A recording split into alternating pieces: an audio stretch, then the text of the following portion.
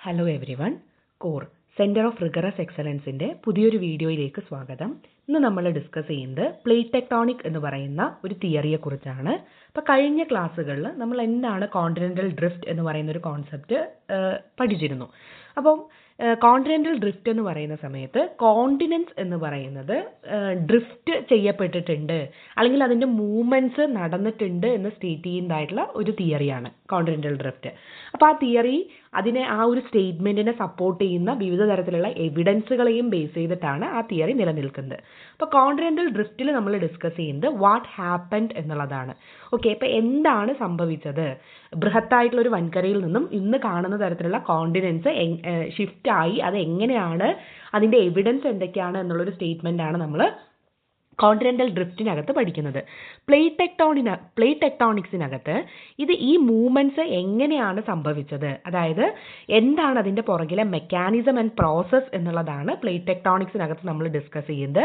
How and why it happened എന്നുള്ളതാണ് plate tectonics discuss ചെയ്യുന്നത്. Okay, അപ്പോൾ കോണ്ടിനെൻ്റൽ ഡ്രിഫ്റ്റ് എന്ന് പറയുന്നത് വാട്ട് ഹാപ്പൻഡ് എന്നുള്ളതാണ് ഡിസ്കസ് ചെയ്യുന്നതെങ്കിൽ പ്ലേറ്റ് ടെക്ടോണിക്സ് എന്ന് പറയുന്നത് how and why it happened എന്നുള്ളൊരു കോൺസെപ്റ്റാണ് ഡിസ്കസ് ചെയ്യുന്നത്.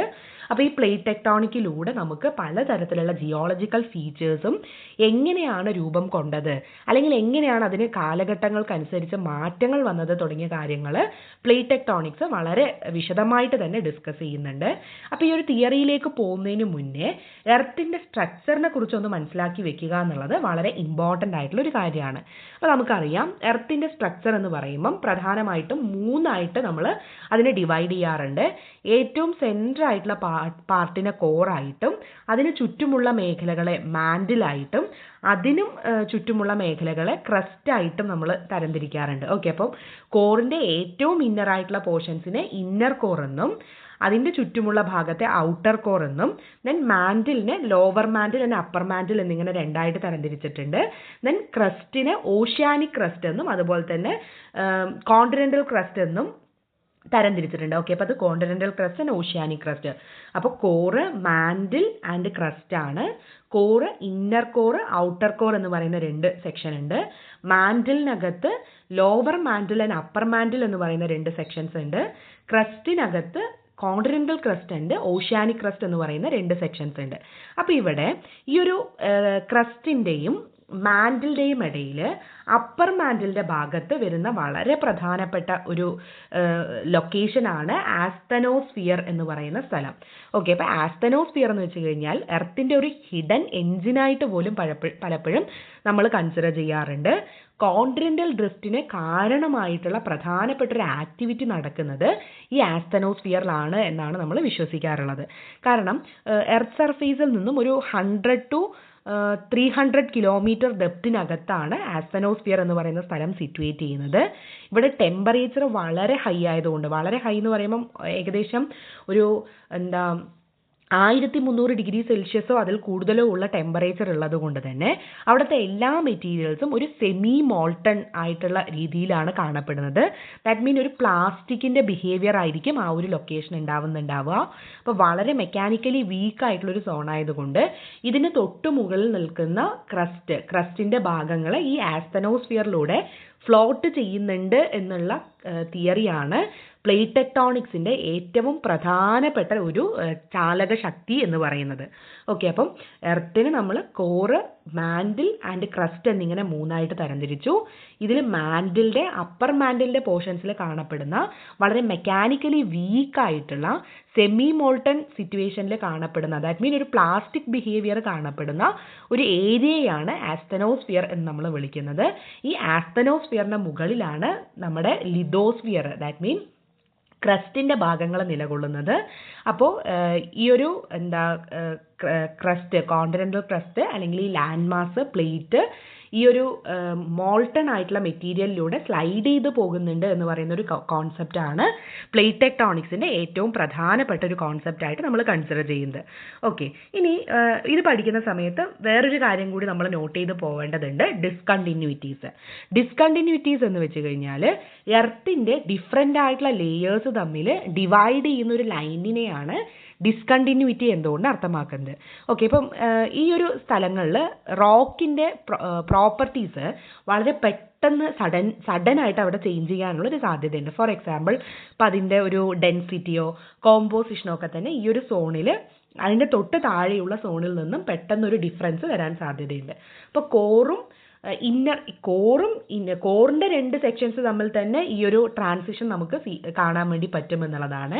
അപ്പോൾ ഇവിടെ ഇത് വളരെ പ്രധാനപ്പെട്ട ഒരു പോർഷനാണ്. ഇത് കൃത്യമായിട്ട് ഇതിൻ്റെ ഡിസ്കണ്ടിന്യൂറ്റീസ് മനസ്സിലാക്കി വെക്കുക എന്നുള്ളത് ഒരു ജോഗ്രഫേഴ്സിനെ സംബന്ധിച്ച് നിർബന്ധമായിട്ട് നമ്മൾ ചെയ്യേണ്ടതായിട്ടുള്ള ഒരു കാര്യമാണ്.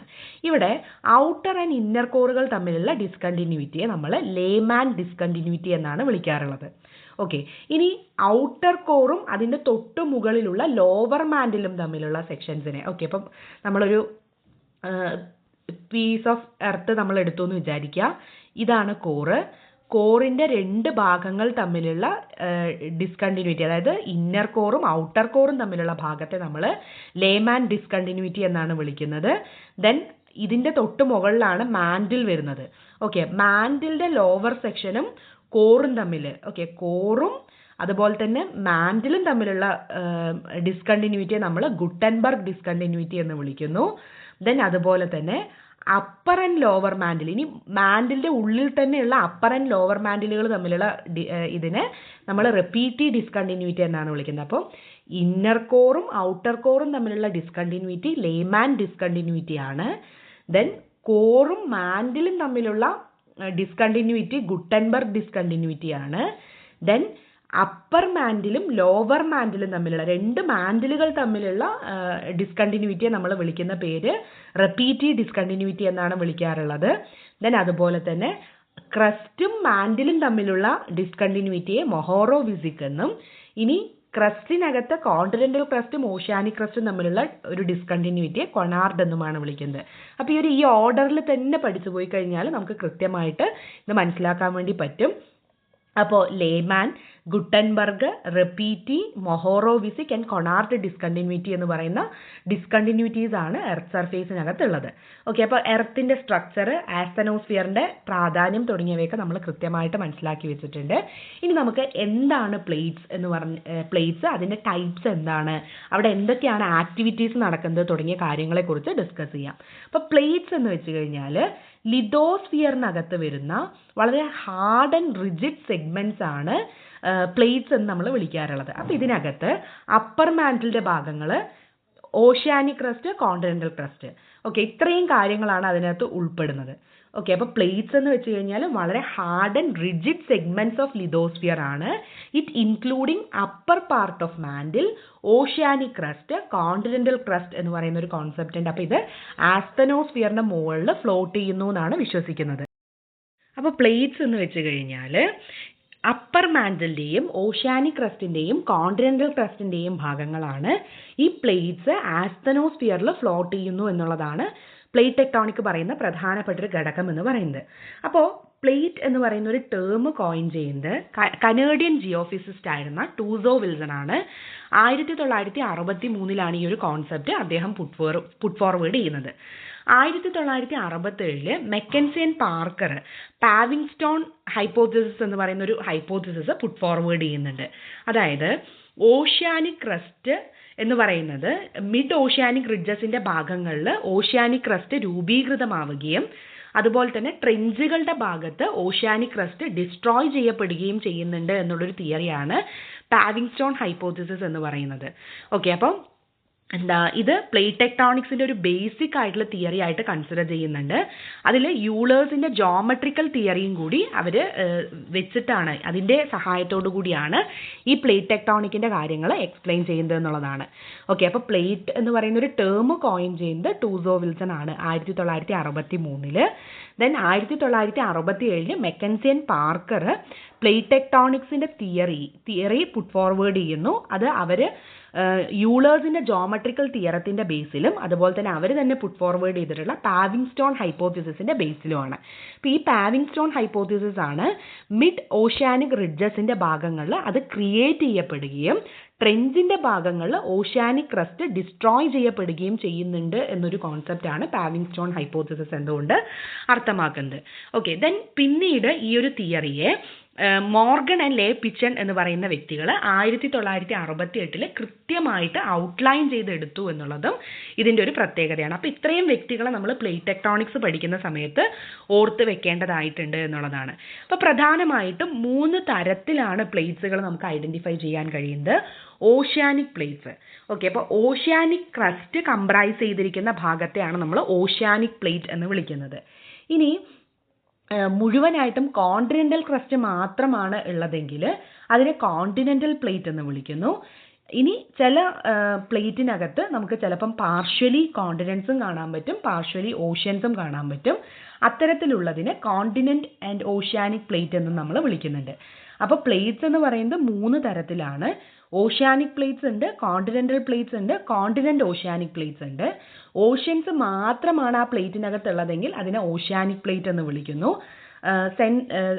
കോണ്ടിനെൻ്റൽ പ്ലേറ്റ് എന്ന് പറയുന്ന സമയത്ത് കോണ്ടിനെൻ്റൽ ക്രസ്റ്റ് ആണ് അതിൽ ഏറ്റവും കൂടുതലായിട്ടുള്ളതെങ്കിൽ അതിനെ കോണ്ടിനെൻ്റൽ പ്ലേറ്റ് എന്നും, ഇനി ഇത് രണ്ടും ഭാഗികമായിട്ട് പ്ലേറ്റിനകത്ത് നിലനിൽക്കുന്നുണ്ടെങ്കിൽ കോണ്ടിനെൻ്റ് ആൻഡ് ഓഷ്യാനിക് പ്ലേറ്റ് എന്നുമാണ് വിളിക്കുന്നത്. ഓക്കെ, അപ്പോൾ പ്രധാനമായിട്ടും അവിടെ 7 മേജർ പ്ലേറ്റ്സും 20 മൈനർ പ്ലേറ്റ്സുമാണുള്ളത്. 7 പ്രധാനപ്പെട്ട മേജർ പ്ലേറ്റ്സുകളാണ് Pacific plate, North American plate, അതുപോലെ തന്നെ South American plate, African plate, Eurasian plate, Australian plate and Antarctic plate എന്ന് പറയുന്നത്. ഇനി 20 മൈനർ പ്ലേറ്റ്സുകളുണ്ട്. അതിൽ പ്രധാനപ്പെട്ട പ്ലേറ്റ്സുകളുടെ ലൊക്കേഷൻസ് ഐഡൻറ്റിഫൈ ചെയ്ത് വെക്കുക എന്നുള്ളത് വളരെ ഇമ്പോർട്ടൻ്റ് ആണ്. ഓക്കെ, അപ്പോൾ മേജർ ആൻഡ് മൈനർ പ്ലേറ്റ്സുകളുടെ ഒരു മാപ്പ് നമ്മൾ ഇതിനകത്ത് കാണിച്ചിട്ടുണ്ട്. അപ്പോൾ ഇതിൽ ഓരോ പ്ലേറ്റുകളും ഏതൊക്കെയാണ്, എവിടേക്കാണ് അതിൻ്റെ ലൊക്കേഷൻ വരുന്നത് എന്നുള്ളത് പല കോമ്പറ്റേറ്റീവ് എക്സാമുകളിലും കൃത്യമായിട്ട് തന്നെ അവർ ചോദിക്കാറുണ്ട്. ഓക്കെ, അപ്പോൾ മൈനർ ടെക്ടോണിക് പ്ലേറ്റ്സിൻ്റെ ലൊക്കേഷൻസ് നമ്മൾ നോക്കുന്ന സമയത്ത് ഇപ്പം ഏറ്റവും പ്രധാനപ്പെട്ടൊരു പ്ലേറ്റാണ് നാസ്ക പ്ലേറ്റ് എന്ന് പറയുന്നത്. അത് സൗത്ത് അമേരിക്കയുടെയും പസഫിക് പ്ലേറ്റിൻ്റെയും ഇൻ ബിറ്റ്വീൻ ആയിട്ടാണ് കാണപ്പെടുന്നത്. ഇനി കൊക്കോസ് പ്ലേറ്റ് എന്ന് പറയുന്നത് സെൻട്രൽ അമേരിക്കയുടെയും പസഫിക് പ്ലേറ്റിൻ്റെയും ഇടയിലാണ് കാണപ്പെടുന്നത്. ഇനി അറേബ്യൻ പ്ലേറ്റ് എന്ന് പറയുന്നത് സൗദി അറേബ്യൻ ലാൻഡ് മാസിലാണ് പ്രധാനമായിട്ടും കാണപ്പെടുന്നത്. ഇനി ഫിലിപ്പൈൻ പ്ലേറ്റ് എന്ന് പറയുന്നത് ഏഷ്യാറ്റിക് ആൻഡ് പസഫിക് പ്ലേറ്റിൻ്റെ ഇടയിലാണ് കാണപ്പെടുന്നത്. തുർക്കിഷ് പ്ലേറ്റ്, ഓക്കെ, ആൻറ്റോളിയൻ പ്ലേറ്റ് എന്നും കൂടി വിളിക്കാറുണ്ട്. ഇത് പ്രധാനമായിട്ടും തുർക്കിയുടെ ഭാഗങ്ങളിലാണ് കാണപ്പെടുന്നത്. യുറേഷ്യയുടെയും ആഫ്രിക്കൻ അറേബ്യൻ പ്ലേറ്റിൻ്റെ ഒരു ജംഗ്ഷൻ ആയിട്ടാണ് തുർക്കിഷ് പ്ലേറ്റ് കൺസിഡർ ചെയ്യുന്നത്. ദെൻ ഏഷ്യൻ മെഡിറ്ററേനിയൻ റീജിയനാണ്. കരീബിയൻ പ്ലേറ്റ് എന്ന് പറയുന്നത് നോർത്തിൽ ഇത് നോർത്ത് അമേരിക്കൻ പ്ലേറ്റ് ആയിരിക്കും. കരീബിയൻ പ്ലേറ്റിൻ്റെ നോർത്തേൺ സൈഡ് നോർത്ത് അമേരിക്കൻ പ്ലേറ്റും സദേൺ സൈഡ് സൗത്ത് അമേരിക്കയുടെ പ്ലേറ്റും ദെൻ വെസ്റ്റേൺ സൈഡ് കൊക്കോസിൻ്റെ പ്ലേറ്റും സൗത്ത് വെസ്റ്റ് സൈഡ് നാസ്കയുടെ പ്ലേറ്റുമായിരിക്കും. ഓക്കെ, അപ്പം ദെൻ അടുത്തത് ജുവാൻഡി ഫുക്ക എന്ന് പറയുന്നത് പസഫിക് ആൻഡ് നോർത്ത് അമേരിക്കൻ പ്ലേറ്റിൻ്റെ ഇൻ ബിറ്റ്വീൻ ആയിട്ടാണ്. ദെൻ ഇറാനിയൻ പ്ലേറ്റ് യുറേഷ്യയുടെയും അറേബ്യൻ പ്ലേറ്റിൻ്റെയും ഇൻ ബിറ്റ്വീൻ ആയിട്ട് വരുന്നുണ്ട്. കരോലീന പ്ലേറ്റ് എന്ന് പറയുന്നത് ഫിലിപ്പൈൻസ് ആൻഡ് ഇന്ത്യൻ പ്ലേറ്റിൻ്റെ ഇടയിലാണ് വരുന്നത്. ഫുജി പ്ലേറ്റ് എന്ന് പറയുന്നത് നോർത്ത് ഈസ്റ്റ് ഓസ്ട്രേലിയയിലാണ് കാണപ്പെടുന്നത്. ഓക്കെ, അപ്പോൾ ഇതൊക്കെയാണ് പ്രധാനപ്പെട്ട മൈനർ പ്ലേറ്റ്സ് എന്ന് പറയുന്നത്. അപ്പോൾ മൈനർ പ്ലേറ്റ്സിൻ്റെ ലൊക്കേഷൻസ് മനസ്സിലാക്കി വെക്കുക, ഇത് എവിടെയാണ് വരുന്നത് എന്നുള്ള ഏകദേശ ധാരണ ഉണ്ടായിരിക്കുക എന്നുള്ളത് വളരെ പ്രധാനപ്പെട്ട ഒന്നാണ്. ഓക്കെ, അപ്പം ഇതിനടുത്തതായിട്ട് പ്ലേറ്റ് ബൗണ്ടറീസ് ആൻഡ് പ്ലേറ്റ് മാർജിൻസിനെ കുറിച്ചാണ് നമ്മൾ പഠിക്കുന്നത്. അപ്പോൾ പ്ലേറ്റ് ബൗണ്ടറീസ് എന്ന് പറയുമ്പോൾ നമുക്കറിയാം 2 പ്ലേറ്റ്സ് തമ്മിൽ കൂട്ടിമുട്ടുന്നതായിട്ടുള്ള ഭാഗങ്ങളെയാണ് നമ്മൾ പ്ലേറ്റ് ബൗണ്ടറീസ് എന്ന് വിളിക്കാറുള്ളത്. അപ്പോൾ ഈ ഇത്തരത്തിലുള്ള പ്ലേറ്റ് ബൗണ്ടറീസിനെ പ്രധാനമായിട്ടും നമ്മൾ 3 ആയിട്ട് ക്ലാസിഫൈ ചെയ്യാറുണ്ട്. ഒന്നാമത്തത് എന്താണെന്ന് വെച്ച് കഴിഞ്ഞാൽ convergent plate boundaries, divergent plate boundaries and transform plate boundaries ആണ്. ഓക്കെ, അപ്പോൾ പ്ലേറ്റ് ബൗണ്ടറീസ് 3 തരത്തിലുണ്ട്. പ്ലേറ്റും 3 തരത്തിലുണ്ട്, പ്ലേറ്റ് ബൗണ്ടറീസും 3 തരത്തിലുണ്ട്. പ്ലേറ്റ് ബൗണ്ടറീസ് എന്ന് പറയുന്ന സമയത്ത് ഒന്നാമത്തത് കൺവേർജന്റ് ബൗണ്ടറി ആണ്. ഓക്കെ, കൺവേർജന്റ് ബൗണ്ടറി എന്ന് പറയുമ്പോൾ നമുക്കറിയാം, അതായത് 2 പ്ലേറ്റുകൾ പരസ്പരം കൂട്ടിമുട്ടുന്ന ഏരിയയാണ് കൺവേർജന്റ് പ്ലേറ്റ് ബൗണ്ടറി എന്ന് പറയുന്നത്. ഇതാണ് സബ്ഡക്ഷൻ സോൺ എന്ന പേരിലും അറിയപ്പെടുന്നത്. ഓക്കെ, അപ്പോൾ ഇവിടെ കൺവേർജന്റ് പ്ലേറ്റ് ബൗണ്ടറിയിൽ സംഭവിക്കുന്നത് എന്താണെന്ന് വെച്ച് കഴിഞ്ഞാൽ ഇപ്പോൾ 2 പ്ലേറ്റുകൾ പരസ്പരം കൂട്ടിമുട്ടുന്നു. ഈ കൂട്ടിമുട്ടുന്ന പ്ലേറ്റിനെയാണ് നമ്മൾ കൺവേർജന്റ് പ്ലേറ്റ് എന്ന് വിളിക്കുന്നത്, പ്ലേറ്റ് ബൗണ്ടറി എന്ന് വിളിക്കുന്നത്. ഇവിടെ സബ്ഡക്ഷൻ സംഭവിക്കും. സബ്ഡക്ഷൻ സംഭവിക്കുന്നതിന് കാരണം എന്താണെന്ന് വെച്ച് കഴിഞ്ഞാൽ ഇപ്പോൾ ഈ കൂട്ടിമുട്ടുന്ന രണ്ട് പ്ലേറ്റിൻ്റെയും ഡെൻസിറ്റിയിൽ ഡിഫറൻസ് ഉണ്ടാവും. ഓക്കെ, അപ്പോൾ ഈ ഡെൻസിറ്റിയിൽ ഡിഫറൻസ് ഉണ്ടാവുന്ന സമയത്ത് ഡെൻസിറ്റി കൂടിയ പ്ലേറ്റ് താഴോട്ട് പോവുകയും സബ്ഡക്റ്റ് ചെയ്ത് പോവുകയും ഡെൻസിറ്റി കുറഞ്ഞ പ്ലേറ്റ് മുകളിലായിട്ട് നിൽക്കുകയും ചെയ്യും എന്നുള്ളതാണ് ഈ ഒരു സോണിൻ്റെ പ്രത്യേകത. ഇതിനടുത്തത് ഡൈവേർജൻ പ്ലേറ്റ് ബൗണ്ടറി ആണ്. ഇവിടെ plates move away from each other ആണ്. അതായത് പ്ലേറ്റിൻ്റെ മൂവ്മെൻറ്റ് എങ്ങനെയാണ് ഉണ്ടാവുക എന്ന് വെച്ച് കഴിഞ്ഞാൽ ഇങ്ങനെയായിരിക്കും. ഒരു പ്ലേറ്റ് ഈ ഒരു ഡയറക്ഷനിലും ഒരു പ്ലേറ്റ് വേറൊരു ഡയറക്ഷനിലുമായിരിക്കും പോകുന്നുണ്ടാവുക. അപ്പോൾ സ്വാഭാവികമായിട്ടും ഇവിടെ ഒരു ഫോൾട്ട് റീജിയൻ ഉണ്ടാവാനുള്ള സാധ്യതയുണ്ട്. ഓക്കെ, അപ്പോൾ അവിടെ ഒരു ചെറിയൊരു വിടവ് പോലെ ഒരു ഇത് ഉണ്ടാവാനുള്ള ഒരു സാധ്യതയുണ്ട്. ഓക്കെ, അപ്പോൾ ഇതിനെയാണ് നമ്മൾ ഡൈവേർജൻ പ്ലേറ്റ് ബൗണ്ടറീസ് എന്ന് വിളിക്കുന്നത്. ഇനി അടുത്തൊരു തരം ബൗണ്ടറിയാണ് ട്രാൻസ്ഫോം പ്ലേറ്റ് ബൗണ്ടറി. ഇപ്പോൾ ട്രാൻസ്ഫോം പ്ലേറ്റ് ബൗണ്ടറിയുടെ പ്രത്യേകത എന്താണെന്ന് വെച്ച് കഴിഞ്ഞാൽ ഇപ്പോൾ നമ്മൾ ഒരു രണ്ട് വ്യക്തികൾ ഓപ്പോസിറ്റ് ഡയറക്ഷനിലേക്ക് ഇങ്ങനെ മൂവ് ചെയ്ത് പോകുന്നതിനെ കുറിച്ചൊന്ന് ചിന്തിച്ച് നോക്കൂ. ഒരാൾ ഈ ഒരു ഡയറക്ഷനിലും ഒരാൾ മറ്റേ ഡയറക്ഷനിലും പോകുന്ന ഒരു പ്രതിഭാസമാണ് ട്രാൻസ്ഫോം ബൗണ്ടറിക്കകത്തും സംഭവിക്കുന്നത്. ട്രാൻസ്ഫോം ബൗണ്ടറിക്കകത്ത് രണ്ട് പ്ലേറ്റുകളും ഇങ്ങനെ ഇത്തരത്തിൽ പരസ്പരം ഒരു ചെറുതായിട്ടൊന്ന് സ്ലൈഡ് ചെയ്ത് മുന്നോട്ടും പിന്നോട്ടും പോകുന്നതിനെയാണ് ട്രാൻസ്ഫോം ബൗണ്ടറി എന്ന് വിളിക്കുന്നത്. ഓക്കെ, അപ്പം നമ്മൾ ബൗണ്ടറീസ് 3 തരമുണ്ട്. ഒന്ന് കൺവേർജൻ പ്ലേറ്റ് ബൗണ്ടറി എന്ന് പറയുന്ന സമയത്ത് രണ്ടും കൂട്ടിമുട്ടുന്നു എന്നുള്ളതാണ് convergent plate boundary. Divergent plate boundary എന്ന് പറയുമ്പം രണ്ടും വേറെ വേറെ ദിശയിലേക്കാണ് പോകുന്നത്. ദെൻ ട്രാൻസ്ഫോം ബൗണ്ടറി എന്ന് പറയുന്ന സമയത്ത് പരസ്പരം നമ്മൾ പാസ് ചെയ്ത് പോകില്ലേ, രണ്ട് വ്യക്തികൾ പരസ്പരം പാസ് ചെയ്ത് പോകുന്ന പോലെ രണ്ട് കോണ്ടിനെൻസും സ്ലൈഡ് ചെയ്ത് പോകുന്നതിനെയാണ് ട്രാൻസ്ഫോം ബൗണ്ടറി എന്നതുകൊണ്ട് അർത്ഥമാക്കുന്നത്. അപ്പോൾ ഇവിടെ പ്ലേറ്റ്സ് സ്ലൈഡ് ചെയ്ത് പാസ് ചെയ്യുകയാണ് ചെയ്യുന്നത് എന്നുള്ളതാണ്. ഇനി ഇത് ഓരോന്നും നമുക്ക് കൃത്യമായിട്ട് നോക്കാം. ഇവിടെ കൺസ്ട്രക്റ്റീവ് പ്ലേറ്റ് മാർജിൻസ് അല്ലെങ്കിൽ ഡൈവേർജൻ പ്ലേറ്റ് ബൗണ്ടറീസ് എന്താണെന്ന് നമുക്ക് നോക്കാം. ഓക്കെ, കൺസ്ട്രക്റ്റീവ് പ്ലേറ്റ് മാർജിൻസ് കേട്ടോ. ഇപ്പം ഡൈവേർജൻ പ്ലേറ്റ് ബൗണ്ടറിയെ നമ്മൾ കൺസ്ട്രക്റ്റീവ് പ്ലേറ്റ് മാർജിൻ എന്നാണ് വിളിക്കുന്നത്. കാരണം എന്തുകൊണ്ടാണെന്ന് വെച്ച് കഴിഞ്ഞാൽ കാരണം പറയുന്നത് എന്താണെന്ന് വെച്ച് കഴിഞ്ഞാൽ ഇപ്പം ഡൈവേർജൻ പ്ലേറ്റ് ബൗണ്ടറീസിനകത്ത് രണ്ട് പ്ലേറ്റിന് മൂവ്മെന്റ്സ് സംഭവിക്കുന്നത് ഒന്നിന് ഈ ഡയറക്ഷനിലും ഒന്നിന് ഈ ഡയറക്ഷനിലും ആയിരിക്കും. ഓക്കെ, അപ്പോൾ സ്വാഭാവികമായിട്ടും ഇവിടെ ഒരു വിടവ് ഉണ്ടാവാനുള്ളൊരു സാധ്യതയുണ്ട്. ഒരു ഫോൾട്ട് റീജിയൻ ഇവിടെ ക്രിയേറ്റ് ചെയ്യപ്പെടും. ഈ ഫോൾട്ട് റീജിയനിൽ നിന്നും വരുന്ന മാഗ്മ അല്ലെങ്കിൽ ലാവ തൊട്ടടുത്തുള്ള സ്ഥലങ്ങളിലേക്ക് സ്പ്രെഡ് ചെയ്യുകയും ഇത് പുതിയ ഒരു ഫീച്ചർ ക്രിയേറ്റ് ചെയ്യുന്നതിന് കാരണമാവുകയും ചെയ്യും എന്നുള്ളതാണ്. സോ ഇതുകൊണ്ടാണ് നമ്മൾ എന്ത് ചെയ്യുന്നത്, ഡൈവേർജൻ പ്ലേറ്റ് ബൗണ്ടറിയെ കൺസ്ട്രക്റ്റീവ് പ്ലേറ്റ് ബൗണ്ടറി ആയിട്ട്, അതായത് കൺസ്ട്രക്റ്റീവ് എന്ന വാക്കിന്റെ അർത്ഥം തന്നെ അറിയാലോ, പുതിയത് കൺസ്ട്രക്ട് ചെയ്യുന്നു എന്നുള്ളൊരു അർത്ഥമാണ്. അപ്പോൾ ഡൈവേർജന്റ് എന്ന് പറയുന്ന ബൗണ്ടറി കൺസ്ട്രക്റ്റീവ് പ്ലേറ്റ് ബൗണ്ടറിയാണ്. ആ ടേം വളരെ ഇമ്പോർട്ടൻ്റ് ആണ്. കൺസ്ട്രക്റ്റീവ് ആയിട്ടുള്ള പ്ലേറ്റ് ബൗണ്ടറിയാണ്. അപ്പോൾ ഇവിടെ ലിതോസ്ഫിയറിക് പ്ലേറ്റ്സ് ലാറ്ററൽ തെർമൽ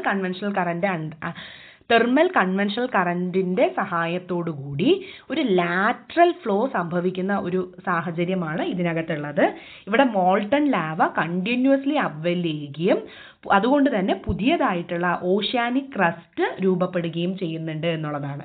ഓക്കെ, അപ്പോൾ divergent or constructive plate margins എന്ന് വെച്ച് കഴിഞ്ഞാൽ ലിതോസ്ഫിയറിക് പ്ലേറ്റ്സിന്റെ ഡൈവേർജന്റ് മൂവ്മെന്റ് കാരണം രൂപീകൃതമാകുന്നതാണ്.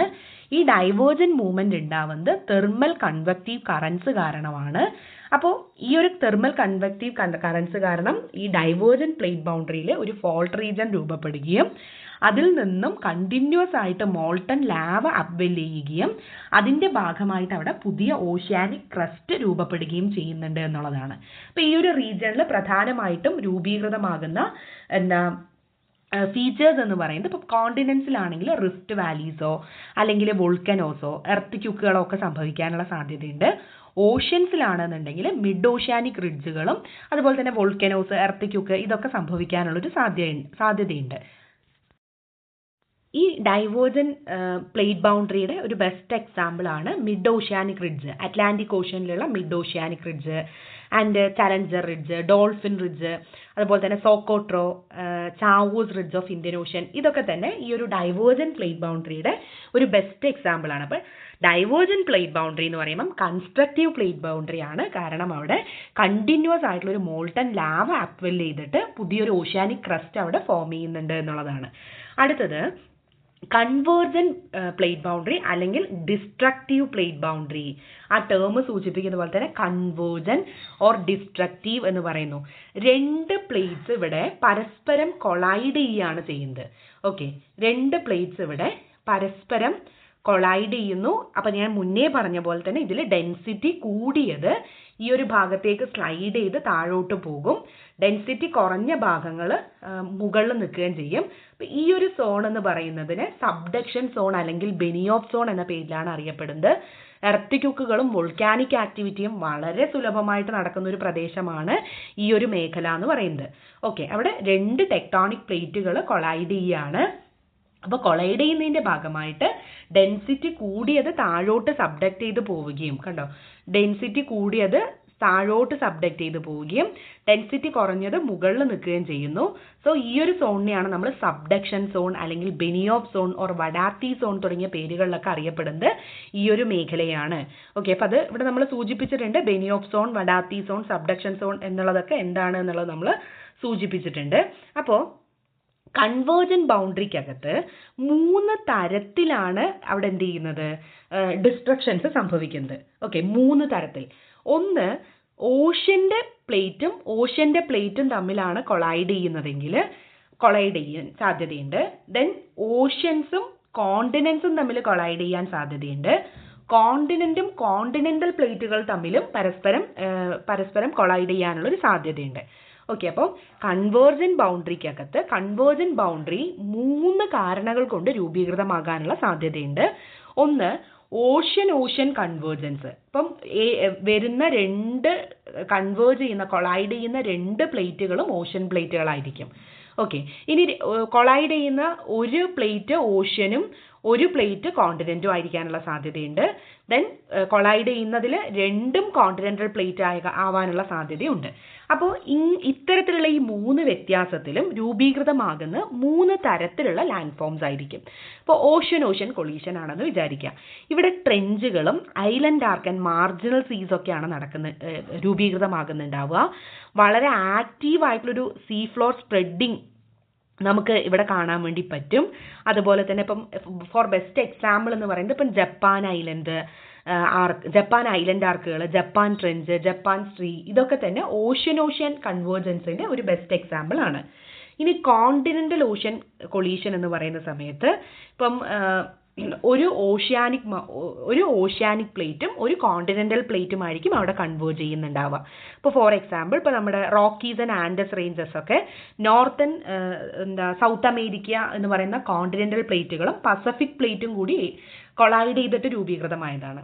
ഓക്കെ, അപ്പോൾ പസഫിക് പ്ലേറ്റും അമേരിക്കയുടെ 2 പ്ലേറ്റുകളും തമ്മിൽ കൊളൈഡ് ചെയ്തിട്ടാണ് അവിടുത്തെ റോക്കീസ് ആൻഡ് ആൻഡസ് മൗണ്ടെയിൻസ് ഒക്കെ രൂപീകൃതമായിരിക്കുന്നത്. ഓക്കെ, അപ്പോൾ ഇത് ഓഷ്യൻ കോണ്ടിനെന്റ് കൺവേർജൻസിൻ്റെ ഒരു ബെസ്റ്റ് എക്സാമ്പിൾ ആണ് റോക്കീസ് ആൻഡ് ആൻഡസ് എന്ന് പറയുന്നത്. ചിലപ്പോൾ അങ്ങനെ എക്സാമിന് അങ്ങനെ ചോദിച്ച സാഹചര്യങ്ങളുണ്ട്. റോക്കീസ് ആൻഡ് ആൻഡസ് മൗണ്ടെയിൻസിൻ്റെ രൂപീകരണം ഏത് തരത്തിലുള്ള കൊളീഷനുമായി ബന്ധപ്പെട്ടതാണ്? ഓഷ്യൻ കൊളീഷൻ ആണോ, കോണ്ടിനെൻ്റൽ ഓഷ്യൻ കൊളീഷൻ ആണോ, അതോ കോണ്ടിനെന്റ് കൊളീഷൻ ആണോ എന്നുള്ളത്.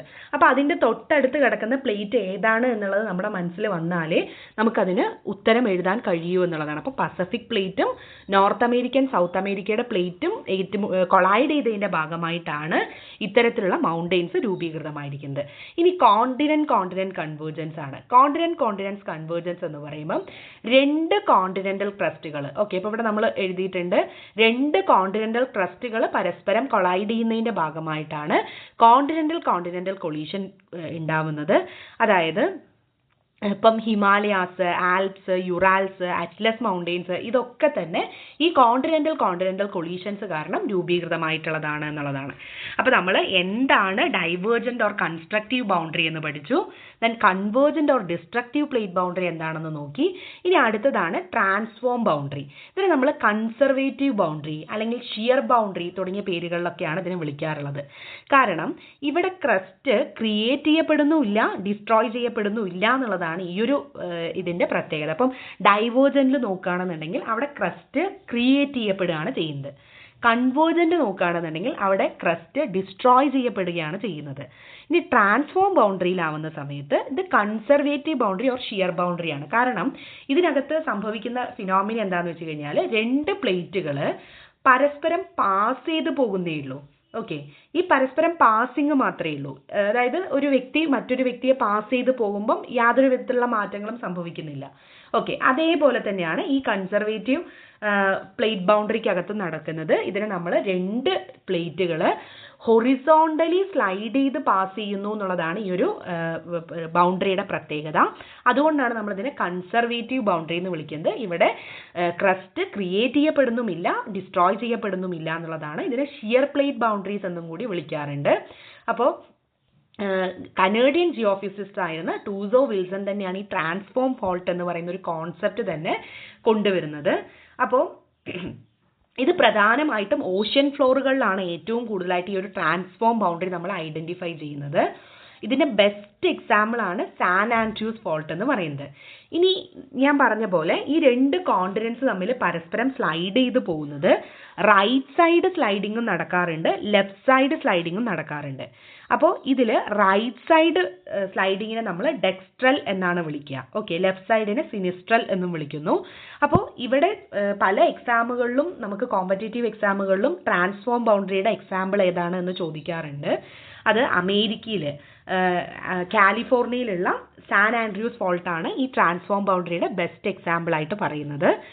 അതേപോലെ തന്നെ ഈ സാൻ ആൻഡ്രൂസ് ഫോൾട്ടിനകത്ത് റൈറ്റ് സൈഡ് മോഷനാണ്, ദാറ്റ് മീൻ ഡെക്സ്ട്രൽ മോഷനാണ് സംഭവിക്കുന്നത് എന്നുള്ളതും കൃത്യമായിട്ട് നമ്മൾ മനസ്സിലാക്കി വെക്കണം. അപ്പോൾ ഇത്ര നേരം നമ്മൾ പഠിച്ചത് എന്താണ് പ്ലേറ്റ്സ്, അതിൻ്റെ 3 തരത്തിലുള്ള പ്ലേറ്റ് ബൗണ്ടറീസ് ആണ്.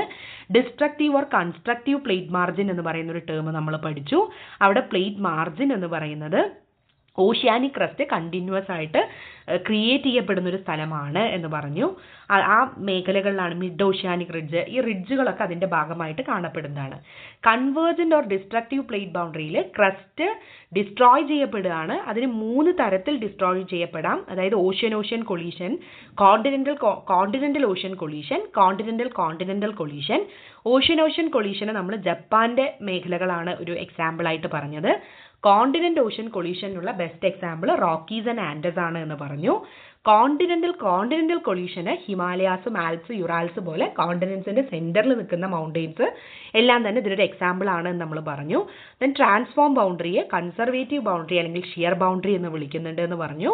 സാൻ ആൻഡ്രൂസ് ഫോൾട്ടാണ് ഇതിനൊരു ബെസ്റ്റ് എക്സാമ്പിൾ.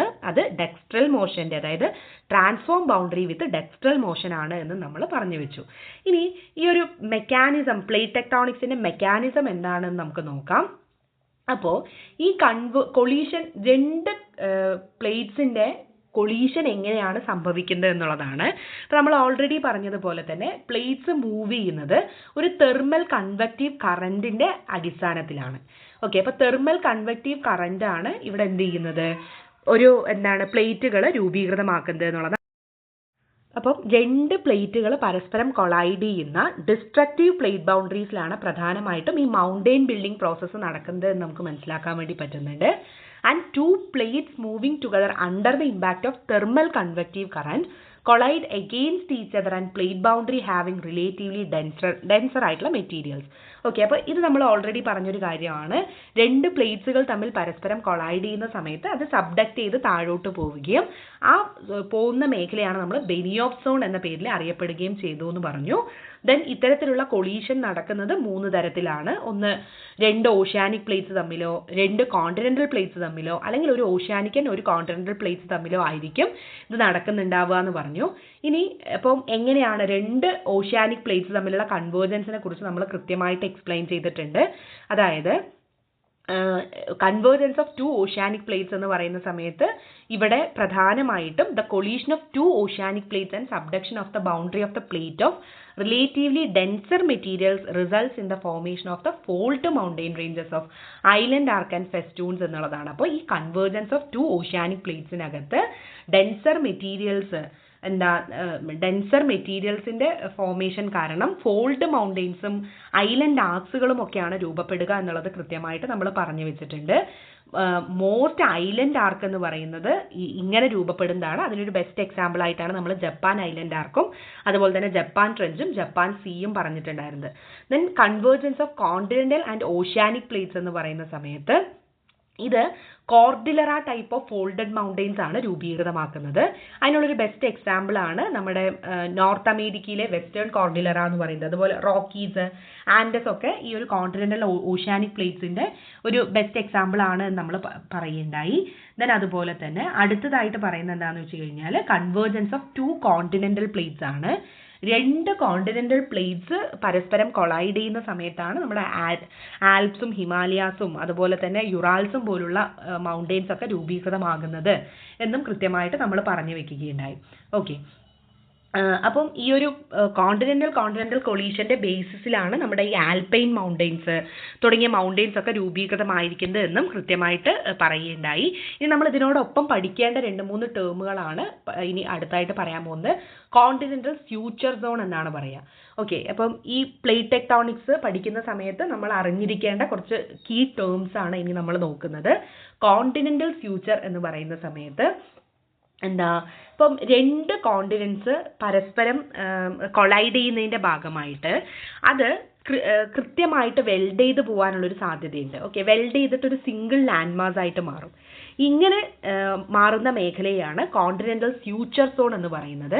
ഇവിടെ ഫർദർ ആയിട്ടുള്ള ഒരു ടെക്ടോണിക് ആക്ടിവിറ്റീസ് ഒക്കെ വളരെ കുറവായിരിക്കും എന്നുള്ളതാണ്. ഓക്കെ, ടെക്ടോണിക് ആക്ടിവിറ്റീസ് എന്ന് വെച്ച് കഴിഞ്ഞാൽ പിന്നീട് ഇത് മൂവ് ചെയ്യാനും മറ്റുമുള്ള സാധ്യതകൾ വളരെ കുറവാണ്. അങ്ങനെയുള്ള ഏരിയയാണ് കോണ്ടിനെന്റൽ ഫ്യൂച്ചർ സോൺ എന്ന് വിളിക്കുന്നത്. ഇപ്പോൾ ഹിമാലയൻ മൗണ്ടെയിൻ റേഞ്ച് ഒക്കെ ഈ കോണ്ടിനെന്റൽ ഫ്യൂച്ചർ സോണിന്റെ ഒരു ബെസ്റ്റ് എക്സാമ്പിൾ ആണ്. ഓക്കെ, അപ്പോൾ 2 കോണ്ടിനെന്റ്സ് പരസ്പരം കൊളൈഡ് ചെയ്യുന്ന സമയത്ത് അത് വെൽഡ് ചെയ്ത് ഒരൊറ്റ സിംഗിൾ ലാൻഡ് മാസ് ആയിട്ട് മാറും. ഓക്കെ, അപ്പോൾ ഈ ലാൻഡ് മാസിൽ പിന്നീട് ടെക്ടോണിക് ആക്ടിവിറ്റീസ് ഫർദറായിട്ട് നടക്കുന്നതിനുള്ള സാധ്യത വളരെ കുറവാണ്. അങ്ങനെയുള്ള മേഖലയാണ് നമ്മൾ കോണ്ടിനെന്റൽ ഫ്യൂച്ചർ സോൺ എന്ന് വിളിക്കുന്നത്.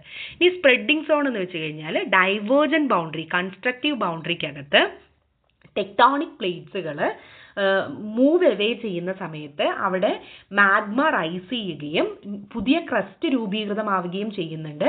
ആ ഒരു ഗ്യാപ്പ് റീജിയനെയാണ് സ്പ്രെഡിംഗ് സോൺ എന്ന് വിളിക്കുന്നത്. ഓക്കെ, അപ്പോൾ മിഡ് അറ്റ്ലാന്റിക് റിഡ്ജ് ആണ് സ്പ്രെഡിംഗ് സോൺ ആയിട്ട് കൺസിഡർ ചെയ്യുന്നത്. ഓക്കെ, ഡൈവേർജന്റ് ബൗണ്ടറിക്കകത്ത് 2 പ്ലേറ്റുകൾ പരസ്പരം മൂവ് ചെയ്ത് മാറുന്ന സമയത്ത് അവിടെ കണ്ടിന്യൂസ് ആയിട്ടുള്ളൊരു മാഗ്മയുടെ അപ്വെല്ല് സംഭവിക്കുകയും മോൾട്ടൻ ലാവയുടെ അപ്വെല്ലിംഗ് സംഭവിക്കുകയും അവിടെ ഓഷ്യാനിക് ക്രസ്റ്റ് രൂപീകൃതമാവുകയും ചെയ്യുന്ന സ്ഥലത്തെയാണ് സ്പ്രെഡിംഗ് സോൺ ആയിട്ട് കൺസിഡർ ചെയ്യുന്നത്.